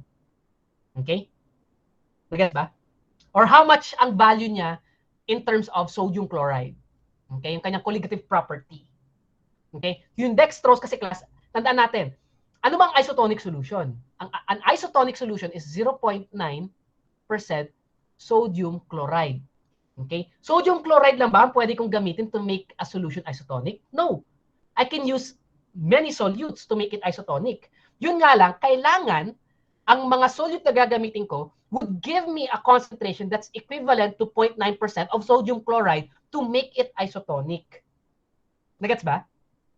Very good. Ang E-value dito, class, will just simply convert the amount of dextrose, ano equivalent niya, as a sodium chloride. Are we clear? Are we good? Yes po. Nagets ba? Okay, nagets naman? Okay, basta tandaan nyo lagi, class, ang equivalence, ang E-value na to, ginagamit lang natin to convert your solute into its equivalent counterpart as a sodium chloride. Okay? Okay. So, how do I make a solution isotonic? Halimbawa, lalo na pag marami akong solutes na pinagsama-sama. Tandaan natin, class, na kailangan, we always need to compute for the sodium chloride needed, okay, in a solution. So, normally, class, that would just simply be to convert kung ano yung total volume ng solution na kailangan mo, multiply natin to 0.009. Again, 0.009 class is 0.9%. Okay, para malaman ko kung ano yung total sodium chloride na kailangan ko. So halimbawa, in a beaker, okay, in a beaker that contains 100 ml solution, okay, how much salt do I need to put here, okay, to make it isotonic? So that's sorry, wait, 100 times 0.009. Okay? So, to make this up, ba't ako na-compute? Okay, to make this isotonic class, I need to add 0.9 grams of NaCl. Ang lalabas na solution ko dito would be 0.9% NaCl, which is, again, isotonic. Okay, so first step, class, to determine or to make a solution isotonic, lalo na pag nag-mix-mix ka na ng mga different substances, okay, is first to get how much sodium chloride do you need to put first. Okay? Then afterward, class, compute for the sodium chloride available. Okay? So ano ba yung mga solute na gagamitin mo? Convert it into its sodium chloride counterpart. So again, ang kailangan mo lang dyan, class, is weight ng substance na ginamit mo, multiply to its E value. Pag marami yan, class, obviously, you're going to get the sum of all of this. Okay? The next step, class, will be to compute for the additional sodium chloride na kailangan mo idagdag. Diba? Kailangan pang dagdagan. Okay? Kailangan pang dagdagan yung sodium chloride. So, after mo makuha, class, yung total sodium chloride available, just subtract that to the sodium chloride needed. So, yung 0.9% kanina, halimbawa, in this case, ang kailangan kong sodium chloride is 0.9 grams. So, ilalagay ko dito 0.9 grams minus yung mga nadagdag ko ng, ang sodium chloride na available ko. Then, step 4, if you are to use other compounds, okay, aside from sodium chloride, halimbawa, in my case, I could use dextrose. De, compute mo muna, class, ang sodium, kailangan mo yung e-value nung gagamitin mong substance. Like dextrose, for example.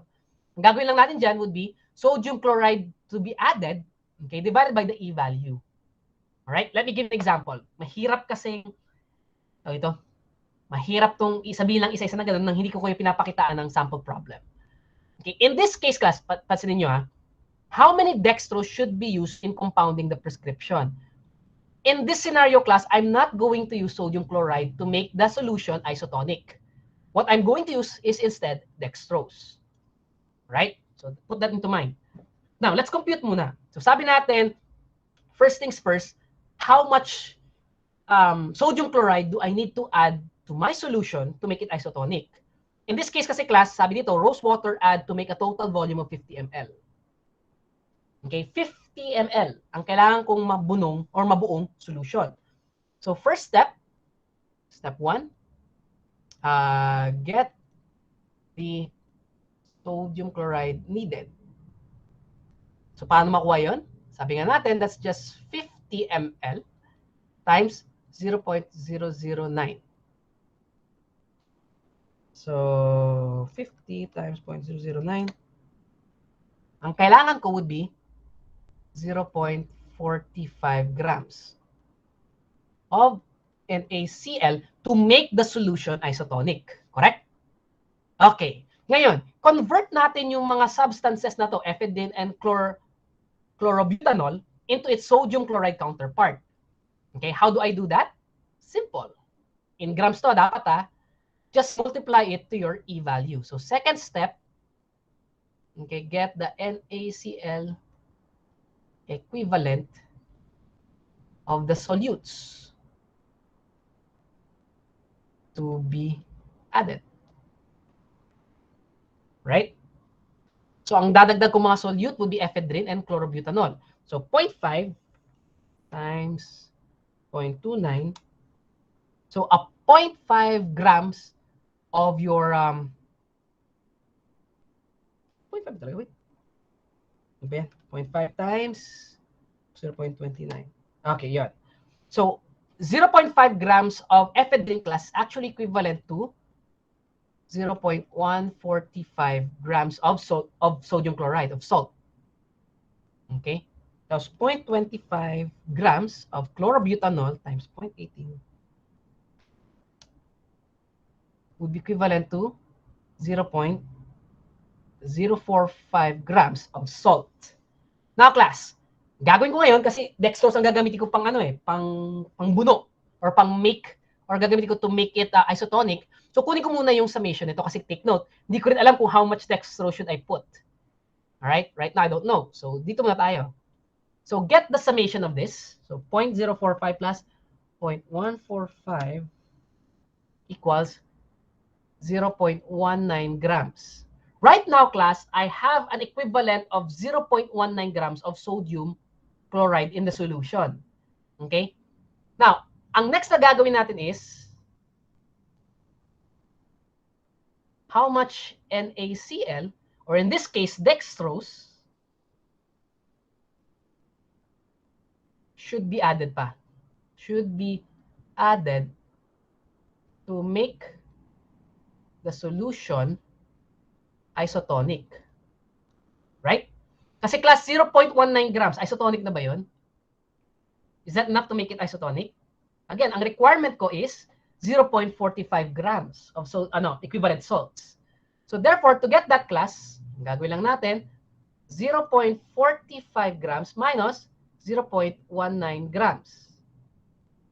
Ang lalabas, 0.45 tas minus 0.19 is 0.26 grams of NaCl. Right? 0.26 grams of sodium chloride. Now, if I'm going to use salt, then good. Tapos na ako mag-compute. Ano raw ang sinabi sa problem? Ano ang gagamitin ko pang dagdag to make it isotonic? I'm not going to use salt. Right? I'm going to use dextrose. So I need to get the equivalent ni dextrose. At ang sabi nating class, di ba, ang formula for that would be, okay, so get the counterpart. Okay, for dextrose. Sabi natin kanina doon, ang formula lang naman dyan would be yung 0.26 grams of NaCl divided by the E value of your dextrose, which is 0.35. So 0.36 by 0.35, that gives you 0.74 grams of dextrose. So are we clear, class? Are we good? Okay, so ibig sabihin, class, ibig sabihin, para makagawa ako ng isang isotonic solution that contains ephedrine, chlorobutanol, and dextrose, and rose water, okay, siguro pang ano yan, for scent, okay, I need to add, kung gagamit ako ng 0.5, 0.25 grams chlorobutanol, kailangan ko magdagdag ng 0.74 grams of dextrose to make the entire solution isotonic without using salt. Okay, to make it isotonic. Nagets? Opo, sir. Right, good. Thank you. Okay. So in this case, halimbawa naman, ano ba to? How many grams of sodium chloride should be used in compounding the following? Okay. So here, class, hindi tayo given ng E-value. Okay, we're not given the E-value of ingredient X. Okay? So in this case, sabi natin unknown. So ano kailangan natin gawin? So we need to compute for its E-value.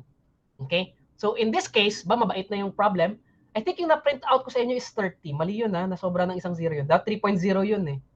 Anyway, 3 ions siya. It's a 3 ion salt, meaning yung ions, total number of ions that dissociates with 3. Okay, with a molar mass of 295 grams. Okay? So, ang kanyang Van Hoff factor, kumbaga, is 3.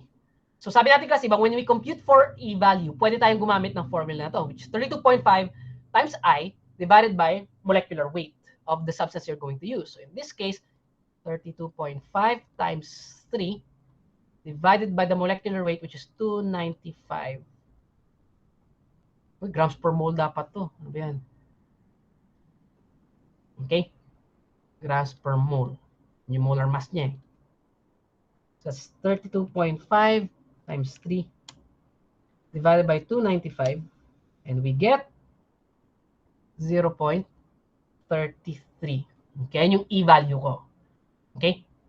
So now, since I have this E-value, so sodium tawag ito. Okay? Kunin ko muna yung ano ito. So times 0.33 equals answer times 0.25. 0.08 grams. Okay?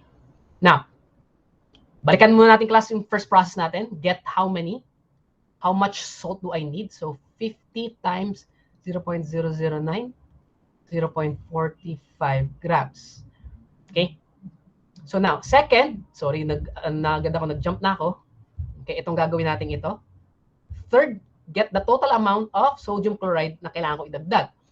Sabi natin 0.45 minus 0.08 grams. It would give us 0.45 minus answer. Oops, 0.36 pala to.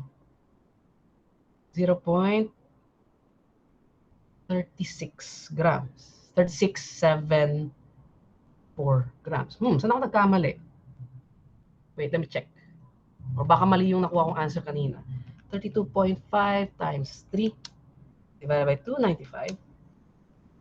Tama naman, 0.33. Okay. So, 0.33. Nakuha ko na yung E ko. So, times natin siya sa 0.25. 0.33 times 0.25, you get 0.0825. Sige, dagdag ko pa to. 25.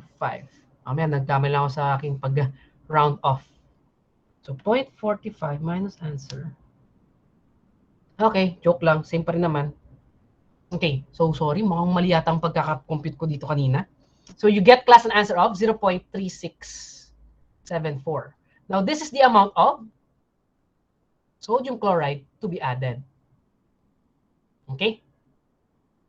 So, are we good? Okay. Yes po, sir. Kamali siguro ako kanina dito. Anyway. Alright. So, class, here are just some other methods. Pero again, sa ating class, I still prefer to use the sodium chloride equivalent. So, pag nagpa-compute ako nito, ito yung gagamitin natin pag magpo-compute. Okay, so in here, water is added. Sa class 2 methods naman, okay, so class 1 ang gagamitin natin.